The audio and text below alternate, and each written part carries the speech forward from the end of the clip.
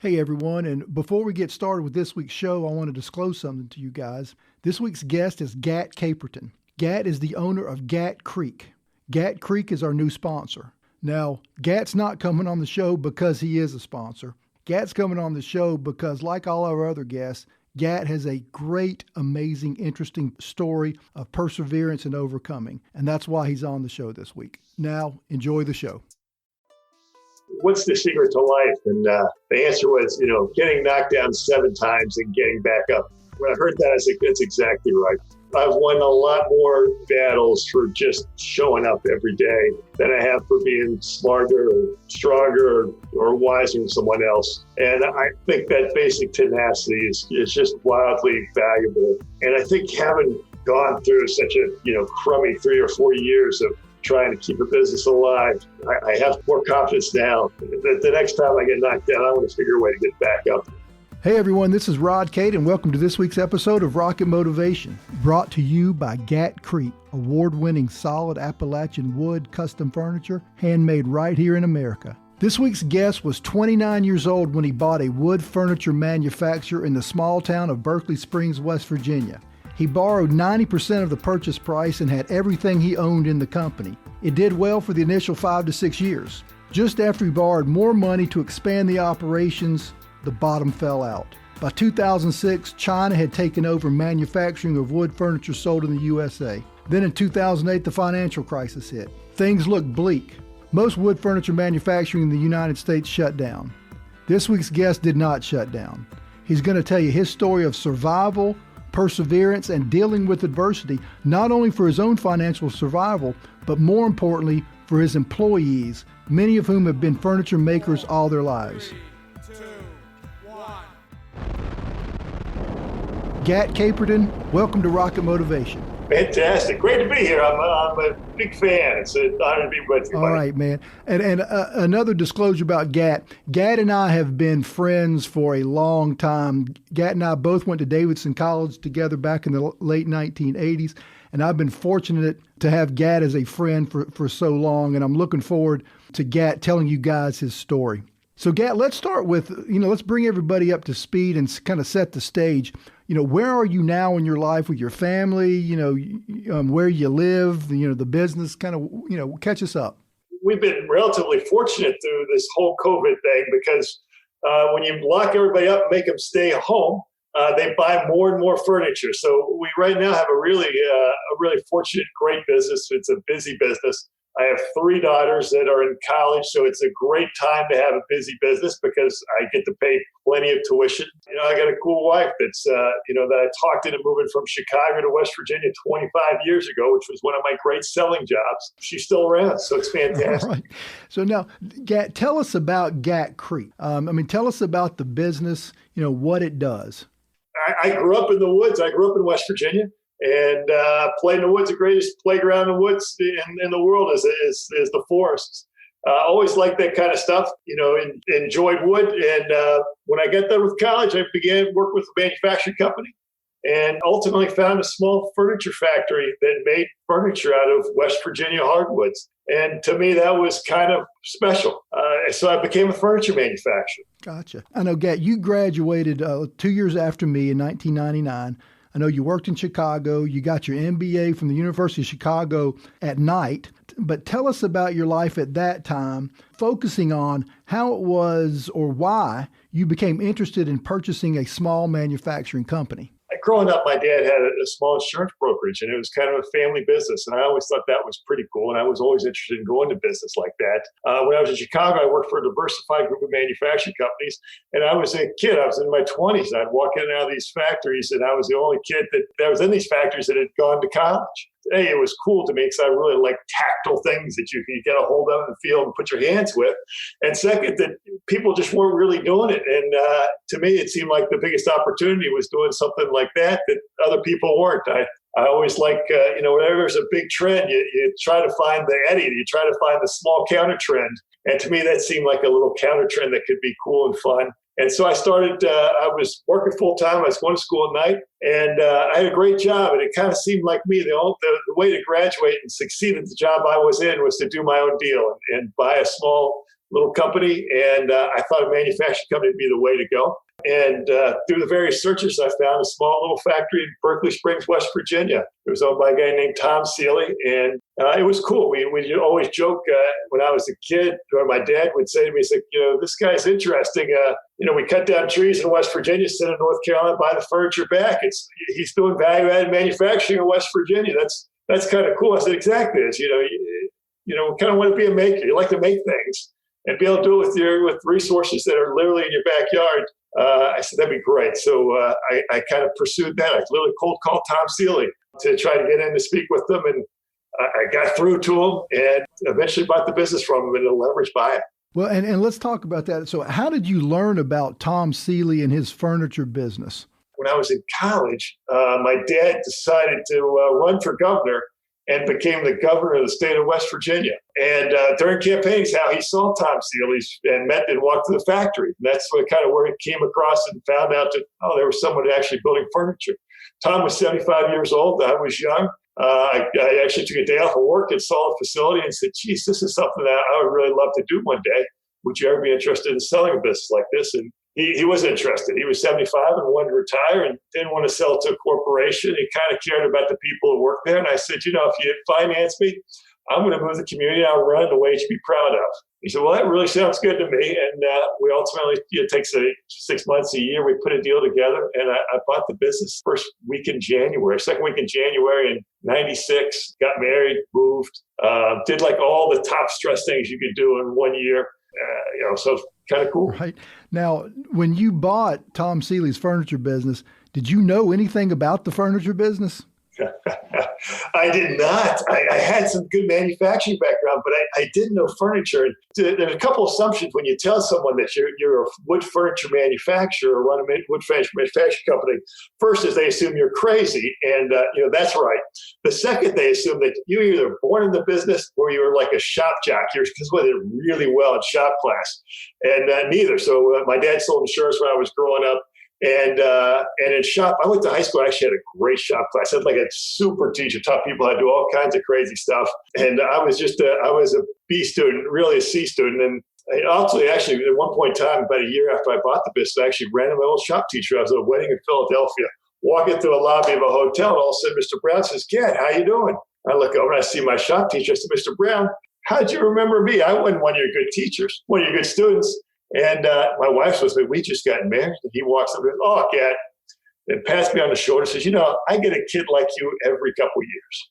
My wife perks up, gets kind of interested. Oh, what kind of kid is he? I said, well, you were working on this project and you were doing pretty good. You were working on this, working on that. And then the last 2 weeks of school came around and you didn't come around. I didn't see you. I said, Mr. Brown, I'm sure I was in the library or something. He said, I don't know where you were, but you were in the shop. And I felt kind of bad. I said, Mr. Brown, I owe you an apology. I'm sorry. He goes, don't worry. You don't actually owe me an apology. I said, why not? He says, well, after you left school, I took all the parts. I fixed them up. I put them together. I have a piece of your furniture in my home today. I said, wow, that's great. Is that why I got to be in your class? He goes, yeah, you didn't deserve it, but you did me a favor, so I thought I'd do you one. I said, well, that's great. I didn't get many B's that year. He goes, I figured that too. I said, well, all right. And we kind of got happy. We started walking off together. He says, oh, well, by the way, what are you doing these days? I said, oh, so glad you asked. I'm manufacturing furniture. And the guy turns white, like a ghost, and walked in the room. He says, what? And I said, so I tell him, oh, antique review. I said, what kind of furniture? Wood furniture. The more I talked, the worse he looked. It was like, I gave this guy a B. He thinks he knows what he's doing. Now he's in a vocation he's only doomed to fail at. And the more we talked by, he looks at me and says, yeah, are you building the furniture? I said, no, sir. I just run the company. He goes, oh, thank goodness. You'll do just fine, Dad. And the color came back to his face, went off, and I bought him a beer. We had a nice time and a nice talk. He still doesn't really fully believe I do what I do, but he sleeps better at night. All right, but now when you buy this, I mean, you're all in on this deal financially. I mean, you're 100% in. Yeah, it's more than 100% because you got other you borrowed most of the money, so yeah, it's 100. You're all in. You're totally committed. But now, when you take over, now this is kind of interesting to me, I think. All right, the transition has got to take place. And more specifically, what I'm talking about is you've got these employees who've been working at that furniture company, making this furniture for a long time. And then all of a sudden, some new kid And I guess, at 29, given our age now, I think we can say we can call ourselves kids at 29. But some new kid comes in, buys the business. Are they skeptical? Are there trust issues? And how did you deal with that? Yeah, I still see myself as a kid, by the way, but then I truly was a kid. So 29 years old, I walk in and every bad assumption would come to someone's mind when I walked in the door. I looked young. My dad was the governor. I really have never successfully built a piece of furniture before. So there was a lot distrusted. And in the industry, there had been a number of acquisitions that had failed in the year. A couple people tried to roll up businesses. The assumption was failure when you looked at me. And the first day was really a great challenge, is that we finished the deal at 8, 9 o'clock at night. And Tom says, Gat, come in. I'll introduce you to everybody, all your new employees in the morning. And the shift starts at 6 in the morning. So I come in at 5:30 in the morning. Obviously, I sleep at night. They call a whole company meeting. Everybody comes around. I'm sitting next to Tom. Tom's a relatively shy guy. And Tom walks in the circle with all employees around and says, guys, I just sold the business to Gat Caperton. Here's Gat. And waved at me and then walked off. So at that point, the young kid, had to whine and sleep all night. I walk out in front of everybody and I say, don't worry. That really didn't help because there was plenty of worry to be had. To make it even more fun, it was an asset deal, which meant I essentially had to fire everybody and rehire them that day. So I said, don't worry, we'll be successful. And first, I got to fire all you and then rehire you. Get paperwork coming around, we'll do that. I bought into this business. I'm buying the business to do it because I believe in it. And we make a beautiful product. And I think we can, do more and do better. So hopefully you can trust me. We'll give you my best. And how long did it take? I mean, did it take some time before the trust actually set in with your employees? What was good was it came pretty quick. I came in with the idea, if you change a bunch of stuff, you'll just create chaos and problems and disaster. So I try to keep things relatively sane and change small things and do incremental changes to get the low-lying fruit, as a consultant would say. And that worked, and that built confidence. And what was really nice is that Mr. Seeley is a good guy. We had a grandson-grandfather-like relationship, but he was an old school guy. He was a Depression-era baby. He liked to tell everybody what to do and such. So to have a new owner that listened to people and took their advice made for a relatively quick turnaround, and I gained trust pretty quick. Yeah, that's good. All right, so the business does well. I know the first 5 to 6 years does pretty well. I mean, well enough to where you're going through an expansion, right? Yeah. So we had made a great product, and when we started running and changing little things here, it all worked really well. And the business turned around quickly and grew, and then we ran out of capacity. It was like, all right, here's the deal. We're going to go out and add capacity. We're going to fix this, all the little things we want to fix up and really make this a great company, a great factory. And borrowed $2.5 million. We added to the finishing room. We did everything really first class, and we got it done on time, on budget. And the day we finished it was the day our sales stopped growing, and it didn't go flat. They started going backwards. This is when the rug got pulled out from under us. So what happened? We figured out that if we do this expansion, we don't have to grow a whole lot to pay for it, but the idea is we'd be able to grow and pay for it. We never did the analysis of how do you become 30-40% smaller and then still pay everybody and all your debt. So we were upside down. We started going from making money to losing money, and losing money really fast. It was a scary, scary, tough time. Our product line had gotten old. We had great customers had gone out of business, and mostly, China had targeted the market. Through this process, when I first bought the business, 90% of the product, wood furniture in America, was made in America. And over about a 10-year period, it went from 90% to 10%. Yeah, so volumes were dropping, and we had to do everything we could to try to stay alive. And, staying alive in business is having enough cash to pay everybody when you owe. And so we had a relatively, I guess you do what you normally do. Luckily, it's a very personal business, so we know everybody. So we communicate to everybody and set priorities. We paid employees first and foremost. We paid the bank second. We pay the government. They throw you in jail if you don't do that. And then it came time to pay suppliers. We would call suppliers and say, we need another month. We need another month. And fortunately, the people we had long relationships with, they worked with us. We went for 3 years where it took us 100 days to pay bills. And our wood suppliers primarily kept helping us. Said, okay, honestly, tell them what's happening. And we survived. At one point, I remember coming in. Obviously, I had to quit paying myself. Had a farm, big farm with an old house, had to sell that and move to a normal house near the factory. Just do everything you can to keep the cash in the business so you can keep paying. And one day I had a month we'd lost, I don't know, like $40,000. And I said, not only am I not paying myself, I literally am writing a $2,000 check every day to walk in and go to work. It's kind of crazy, but it was crazy. And I believed in it and that, we're going to get it turned around. So during the whole process, you're looking for new customers, developing new product. You're trying to find ways to grow it. And over time, you get steps and it gets better. Eventually, you get a factory, we get enough volume in it that it starts to break even, then making money. But it was a 3+ year journey. Well, I want to kind of focus on that because that's the adversity we're talking about here on this show. I mean, you got personal guarantees for these loans. So you're financially, you're 100% plus in, right? Yes. But do you have a greater concern here? Yeah. So, I'm 100% in. It's an important job for me, but all these folks that I've worked with for the past 5, 6, and 8 years were folks that had, 10 years in this business. They had really built their own, their families and their livelihoods around manufacturing furniture. I owed it to them to keep this process going. The worst thing you think you do is someone that really had done a great job, a beautiful job, helping build furniture, not just furniture, but help build a company, and then come in and say, "Oh, we've run out of money. Go find another job." So, I felt the real loyalty to them. So, you have to care more about other people than you do yourself. And in these cases, it's exactly the case. You didn't want to let someone down like that. Well, and let's talk a little bit about Berkeley Springs, West Virginia. How big of a town is it? Yeah, so our whole county is 14,000 people. So it's a town where you know everybody, which is great. And it's rural America's, has had a tough time for the last couple of decades. And we have a relatively good town. We're 2 hours from Washington, D.C., so it's not super rural, super isolated, but it's still a small town. And in a small town like this, people who work in the factory are also people that are volunteer firefighters.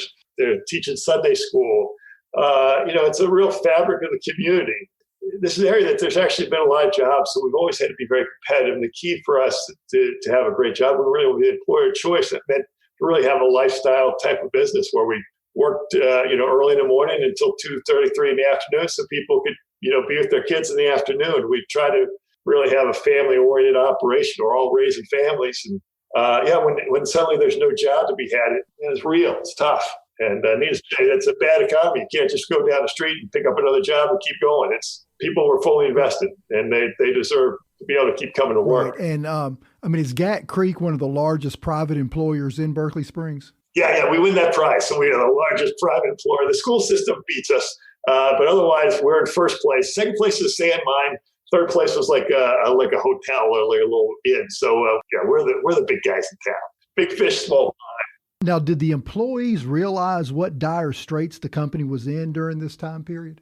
Yeah, I think they did. And we talk about it. You don't want to scare people, so you don't talk too much about it. But yeah, they certainly understood. We were cutting hours, so we would, take, half-day Fridays or take some Fridays off. So that they knew how much we were struggling to get paid. And, we've always been open to communication. So what was ordered every day, what was shipped every day, what our productivity numbers are. We put all that stuff up so everybody could see what's going on in the business. So it was very obvious that it was a struggle. And what's going through your mind? All right, when things are looking this bleak, and I mean, this wasn't just a 2-week turnaround. I mean, this took several years to get back going. What's going through your mind? You got to have some internal strength and some fortitude on this. First of all, where did it come from, and where do you draw on the strength to make this happen? I'll tell you a couple of little backstories about that. One is back from where we went to college together, and I played on a football team that I think in 4 years we won 4 games and lost 40. It was not a very successful campaign, and we really got our tail beat a lot of times. And someone's like, "Oh, you must have learned a lot of character from that." And I don't know about character, but there's a certain amount of spunk that you have to take to really get beat up on a Saturday, and then know the next weekend you're going to play a better team than you just played, and show up at practice on Monday with the idea is like, "Oh, maybe we'll win this one. Let's just try a little harder." That was part of it. I think you take that on, and the idea of quitting is just never something you go on with. Let's just try harder. If we don't show up, we'll never win. You miss every shot you don't take, and you lose every game you don't play in. And so I kind of, that was the start of it. I think you're inherently born with it too. But I remember those days. So it was, what's the secret to keep going? And it's like, you just got it. You got to. You don't think about quitting. At a point, you think, well, what if it goes wrong? You think through the scenario, the worst case scenario, and you put that away, and then you go back to work because you really try to keep the vision of what it's like. And one time I talked to one, group, say, hey, let's just think for a minute what it'll be like when business gets good again. And, we're filling up trucks and we've got a full day worth of work. Well, we have to work overtime for an hour and put that in our minds and work towards that. Not work towards defeat, but really work to try to win the next one, despite how tough it might just be. The odds are bad, but, they're terrible when you quit.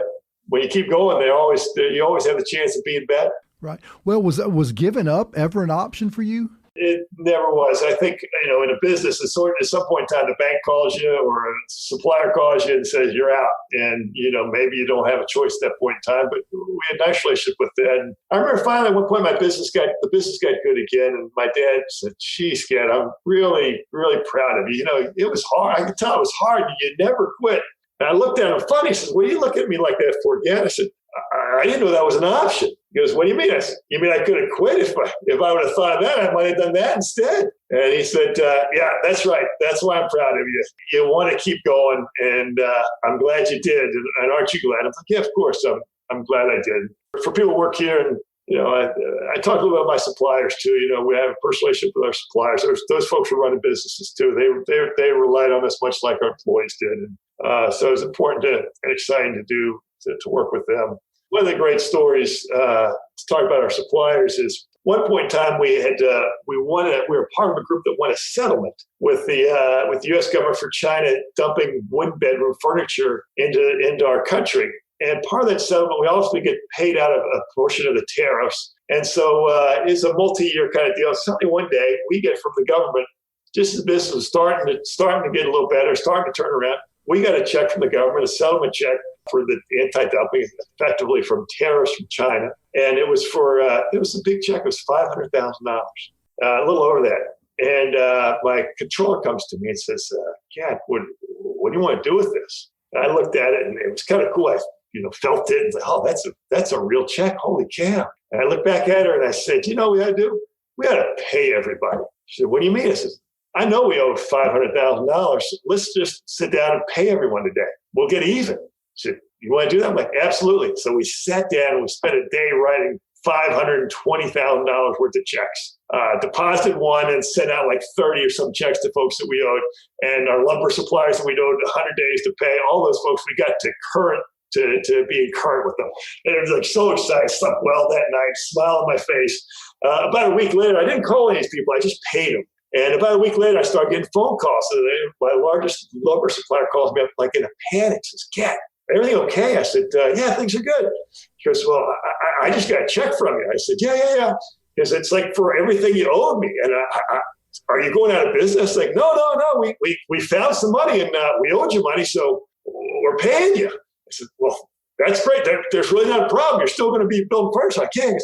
Well, fantastic. That's great, Gat. And I said, yeah, that's great. And I had like 3 or 4 calls like that. Literally scared people. It had been so long since they'd been in normal terms with us. And it was great. It was awesome to catch up like that. How much fun can you have, writing checks to other people? You can have a lot of fun. It was a great day writing $500,000 for the checks. Yeah, that's awesome. So, Gat, now where are you now with Gat Creek? I know you just did another expansion, didn't you? We're starting another expansion.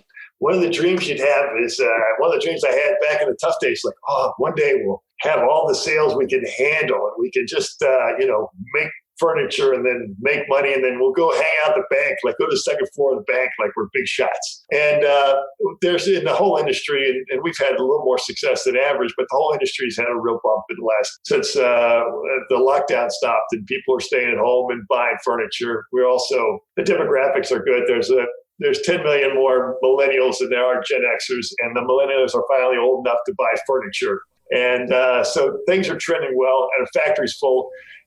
Thing that you don't expect is like, it's great, we're full, and but you can't quit. We'll just stop, we'll just relax and do this and that, and you can't. So I'm doing what I did 15 years ago that almost killed me. I'm borrowing more money and making the factory larger and better again. And it's exciting because a lot of things we like to fix this factory to make it, things you make a factory nicer. You really want to make a factory a great place to work. It's, if you ever make beautiful furniture, you want someone to walk into a really nice shop. You have someone walk into a crummy factory to make nice things. It's counterintuitive. So, we're going to make this larger, give us more capacity and basically upgrade where people work every day. So that's exciting. And, the real dream is that you're going to repeat what we went through before. We're going to finish this whole operation, have new debt, and then sales go bad. I don't think it's going to happen. We're clearly going to get knocked down again in the future. There's no real finish like, oh, you got a good business, you're fine. We're going to get beat up again. We're going to have some hardship again, but we can't just stand still. I think it's important to keep growing. Our customers are relying on us. So we're doubling down. So far, so good. Yeah. Well, and Gat, the show's all about handling adversity and overcoming tough times. So, what advice would you give to the listeners when things get tough? What do you do? How do you handle adversity? The other day, I was reading a book. I think it was like Spanish novels, and the great thing was like, what's the secret to life? And the answer was, getting knocked down 7 times and getting back up 8. So I've always loved that. When I heard that, I was like, that's exactly right. I think I've won a lot more battles for just showing up every day than I have for being smarter or stronger or wiser than someone else. And I think that basic tenacity is just wildly valuable. And I think having gone through such a crummy 3 or 4 years of trying to keep a business alive, I have more confidence now that the next time I get knocked down, I want to figure a way to get back up. This business will figure a way to get back up. And so as we're expanding this business, we're also just trying to figure out how to add more resiliency here so that when the next hard time comes, not only we know we could, we've survived once before, but we have things in place that'll help us get back up on our feet faster and easier. And quite honestly, reading your book, listening to shows like this, it reminds me that it builds fortitude into me. I just think, this is what it's about. And one other little quick story. One point when the business was bad, the local community had a talk for the middle school. They wanted me and 3 other people come in and talk about success to middle schoolers in a big gym. And I said, all right, I'll do that. I didn't want to do it, but you have to do that kind of things like that. And so I prepared the night before. I said, I'm not going to tell everybody what they expect. Work hard, be honest, go to church on Sunday. I'm going to tell them a good story, and then that'll be great. So I kind of go through my repertoires of stories. And I have good stories I like, and I go through them all. I go through 5 or 6 of them. I keep scratching them because none of the stories are about success. They're all about failures. They're about me goofing up or me doing something wrong or something bad happening. All my best stories were about problems and troubles and failures. And so I woke up the next morning and said, I got nothing for these kids. And I finally had to go in and tell them, you want to be successful, get ready to fail. Go try. Everyone's going to fail at some point in time. And it's really what you do after you fail that really counts. It's because it's going to come at you. And I did a real short thing, so it was a good presentation. But I had no story. The stories of success are boring. Stories of failure and overcoming are fun. And and that's the stuff that really makes you proud. You're more excited about what you overcome as opposed to, look, I'm good at that. So. Well, that's a great story, and it's so true. Just with what we all do, you got to show up, you got to have tenacity, and you're going to fail. Knowing you're going to fail, and the thing is, what are you going to learn from it? Just like you say, how are you going to react to your failure? That's what overcoming adversity is all about. You encapsulated that just beautifully, Gat. Thank you. When you hear the term "get back up," that stuff stays in the back of my head. It reminds me it's something easy to remember, and it's important. It's get back up. We're going to make things. We're going to have success. Get back up. Well, Gat, and let's talk about Gat Creek Furniture, because the furniture that is made at Gat Creek is just spectacular. I've actually got a bookcase, and it's just a small bookcase made of cherry wood. It was so heavy when it arrived to my house, I didn't think we were ever going to get it upstairs. That's how quality this stuff is. It's not particle board. It's not stuff just glued together. This stuff is, this is the real deal. And I will urge everyone to go to gatcreek.com. Just look through the website. My favorite stuff you make, Gat, are your dining room tables. I mean, those things, the designs, they're just spectacular. And the thing is, the quality of this furniture is just unbelievable. So I guess I went ahead and told everybody how great your furniture is, Gat. So I don't guess you need to say anything else about it. Yeah, you're very kind. It's cool. It's and just for the pitch wise, what's nice about it, it's real furniture. It's made out of beautiful hardwoods. Everyone that builds a piece of furniture signs and dates it, so it's made by a real person. It's real material, and when you do those little things, it ends up being something that's kind of special and nice. And yeah, so if someone's kind enough to go and look at our stuff, but please do it. So we appreciate that, and it affords us the opportunity to do our craft. And we're makers, and we appreciate those opportunities. And we'll make something great for you if you ever decide to buy from us. So thanks for that.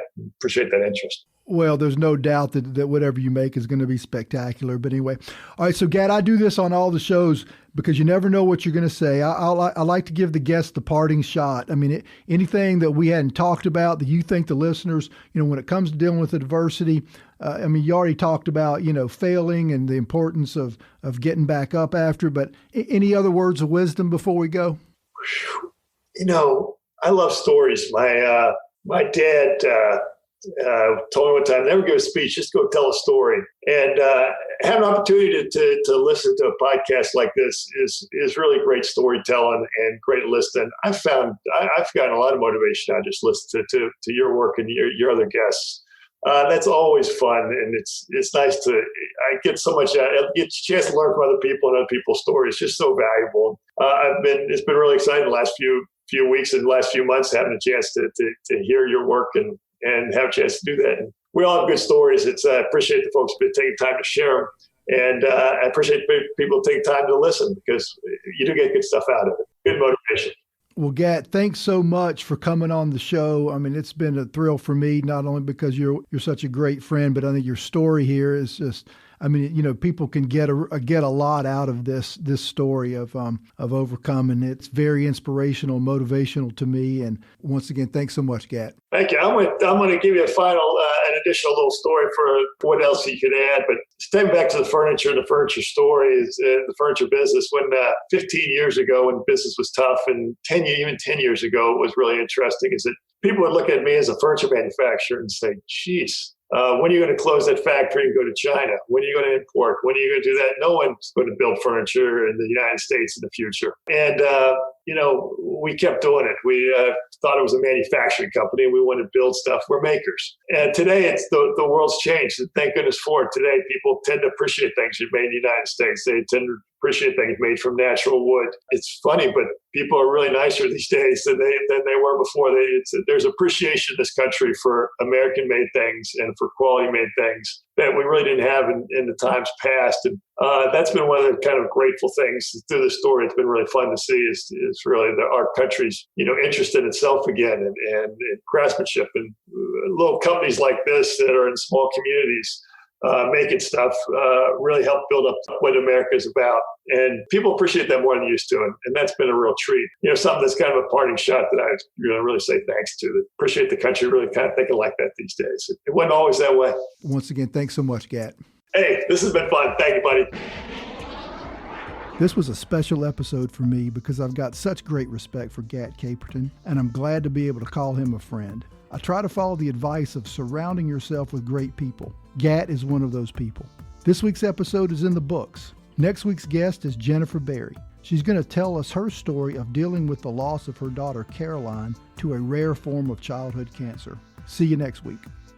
Thanks for listening to the show. If you're interested in getting my book, Get Back Up, just go to Amazon and put in Get Back Up and my name, Rod Caden. It'll pop right up. I would love it if you would subscribe to the podcast and rate and review the show wherever you listen to your podcasts. I would really appreciate it if you'd share it with a friend. I would like as many people to hear my message as possible. Never give up and always get back up. And we'll see you next week.